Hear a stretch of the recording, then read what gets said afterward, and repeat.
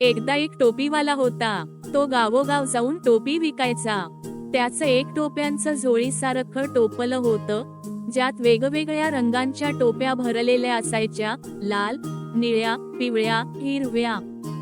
एका गरम उन्हाळ्याच्या दिवशी तो एका गावात जात होता. खूप चालून दमला म्हणून एका मोठ्या झाडाखाली बसून थोडा वेळ विश्रांती घ्यायचं ठरवलं. तो झोपून गेला. तोवर त्या झाडावर खूप सारी माकडं राहत होती. त्यांनी झोळी पाहिली आणि टोपीवाला झोपलेला पाहून सर्व माकडांनी टोप्या काढून घेतल्या आणि स्वतःच्या डोक्यावर घातल्या. जेव्हा टोपीवाला उठला तेव्हा त्याने पाहिलं की सर्व टोपी गायब आहेत. तो फार घाबरला आणि इथे तिथे शोधायला लागला. थोड्या वेळाने त्याने वर पाहिलं तर झाडावर सगळी माकडं त्याच्या टोप्या घालून बसलेली. त्याने विचार केला, हे माकडं माझ्या टोपी परत देणार नाहीत. आता मी काय करू? तेव्हा त्याच्या डोक्यात एक युक्ती आली. त्याने स्वतःची टोपी काढली आणि ती झाडाखाली फेकून दिली.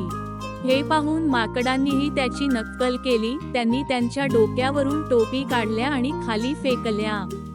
टोपीवाला हसला आणि सर्व टोपी झोळीत भरल्या आणि पुढे निघून गेला. शिकवण: चाणाक्षपणा आणि हुशारीने कोणतीही अडचण सोडवता येते. समोरच्याच्या स्वभावाचा अभ्यास करून त्यावर योग्य उपाय करता येतो.